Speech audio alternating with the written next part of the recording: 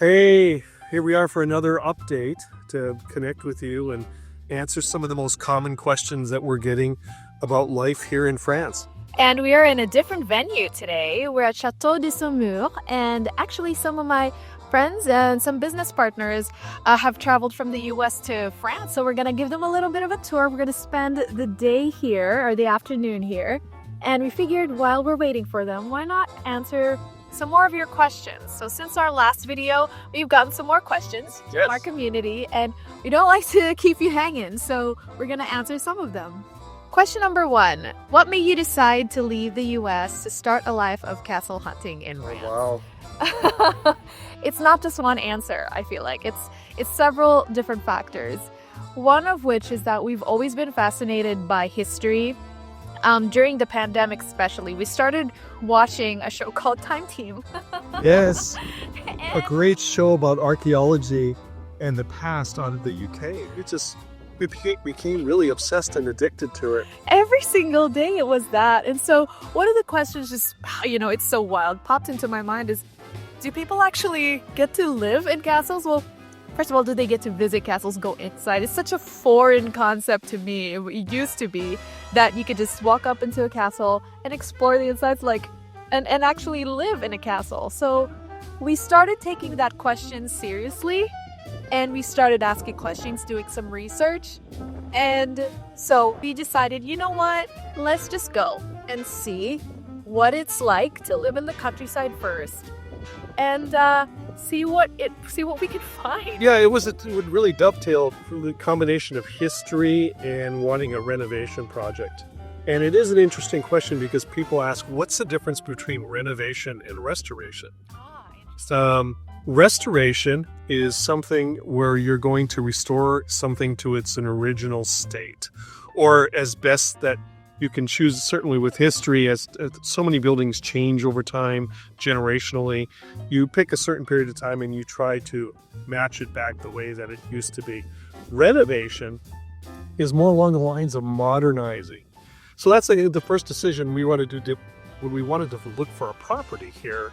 And we wanted something historic, and we wanted a combination of both restoration and renovation and planting down roots. So for us, coming here, we really wanted to create a brand new story. Yeah, and it's a totally different pace. Another thing that I really loved about the idea of living in the French countryside is that it's a slower pace. People seem healthier in general. The longevity of living a healthier lifestyle played into it, and as well also our careers.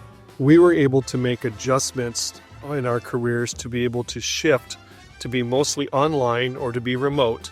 And that's a big part, I know, your decision on whether or not you're going to land here in France is, how will that transition? Are you retired? Are you semi-retired? Are you going to be retired? Yep. It's a big question, and all these factors are different. Yep. Okay, question number 2. Was there a single moment or experience that made you say, we have to do this? Ooh. Well, I think for us, it was a long conversation, definitely. We both had to be on the same page about traveling and moving to France, especially because the idea of being castle owners was such a foreign concept. And then from there, we were shifting to a conversation that all of a sudden revolved around living here and relocating and just setting permanent roots. Okay, living here means we have to let go of our lives in the US, put everything in storage, and expose ourselves to brand new culture, brand new language. It was a long conversation. Yeah, and I think also what was really important is once we decided we were going to take the next step, we really adopted a philosophy that could be called kicking out the ladder from underneath us.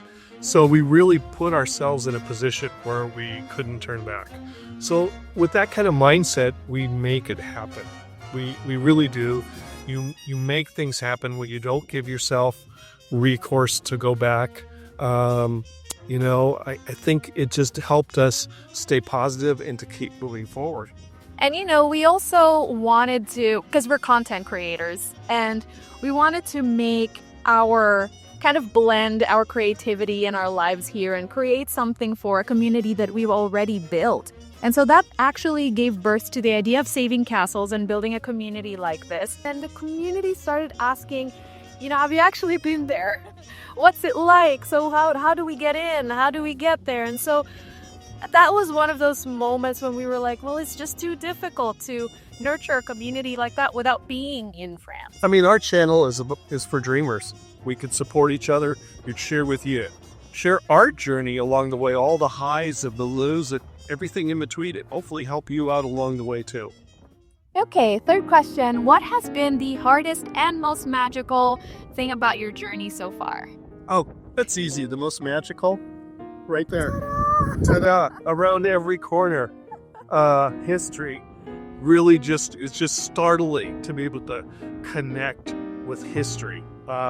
Everywhere we turn, everywhere we go, it is something that just doesn't exist to this degree in the United States. And every random street corner you get lost in, voila, there's a chateau. Random field, it's just fields, and then boom, there's a chateau. It's where else can you see something like that? To us, it's just magical. The hardest part of the journey so far, I would say, for the both of us, it's the language.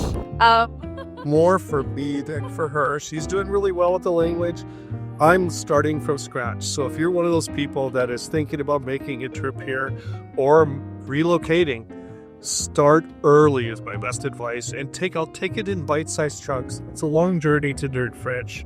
It's not the easiest language, and I make fun of it sometimes, but it is. I love it. It's a wonderful language, and it just takes time. Be patient with yourself. It really just takes consistency over time, and eventually you'll connect with it. And we really haven't had, surprisingly, we've done really well.